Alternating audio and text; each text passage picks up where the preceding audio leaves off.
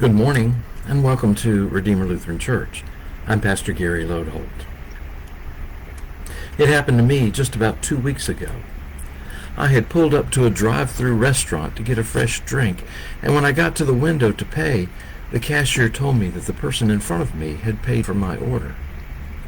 I was the recipient of one of those random acts of kindness that we sometimes are encouraged to do.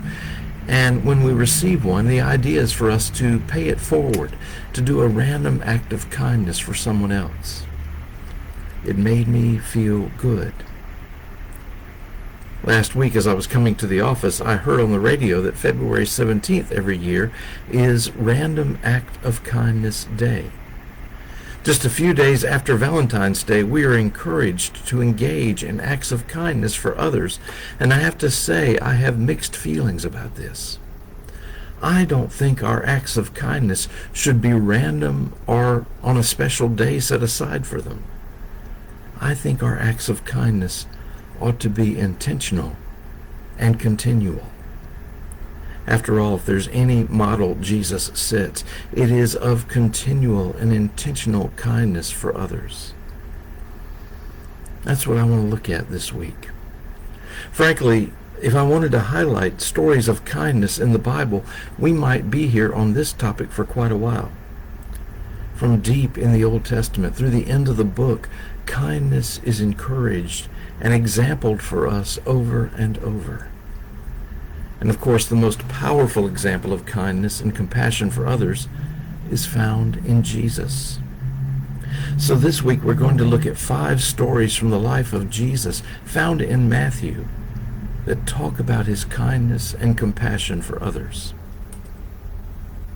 Our story for today is familiar in a vague sort of way. In the opening verses of Matthew 8, Jesus heals a leper.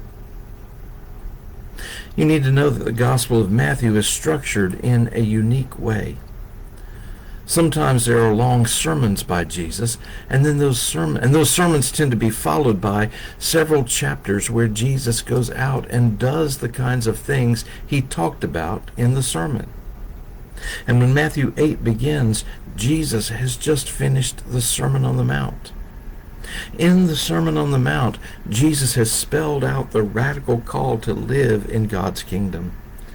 Jesus envisioned God's kingdom full of not living by the standard rules of society, but rather letting love and faith guide our words and deeds. And when the sermon is over, Matthew tells us, when Jesus had come down from the mountain, great crowds followed him. And there was a leper who came to him and knelt before him, saying, Lord, if you choose, you can make me clean. He stretched out his hand and touched him, saying, I do choose. Be made clean. Immediately his leprosy was cleansed. Now, we read this story, and when we do, I think we tend to fly right through it as if it were any other healing that Jesus did. But perhaps we need to look at this one a little more deeply. First, note how Jesus immediately goes about living out the Sermon on the Mount, transforming the world one person at a time with his compassion and love. And maybe even more deeply, we need to remember the place of lepers in that society. Leprosy was a dread disease and highly contagious. If you got leprosy, you were ostracized away from family and society, never to have personal contact or get closer than 100 feet from a healthy person again. No family, no friends, no ability to attend worship or gatherings, no cure. So as we hear Jesus talk in the Sermon on the Mount about a transformed society, suddenly we find Jesus confronted with an outcast leper who dares to believe that God can transform him too. Lord, if you choose, you can make me clean. And Jesus answered, I do choose, and healed the man. And certainly that is a powerful act of kindness. But as kind as it was, the healing itself is not what I want to point out today. There's something else Jesus did that was so kind and compassionate. Jesus touched the man. While he was still a leper, Jesus touched him. And with that touch, Jesus let the man know that even though society had ostracized and expelled him, he was still a loved and valued child of God.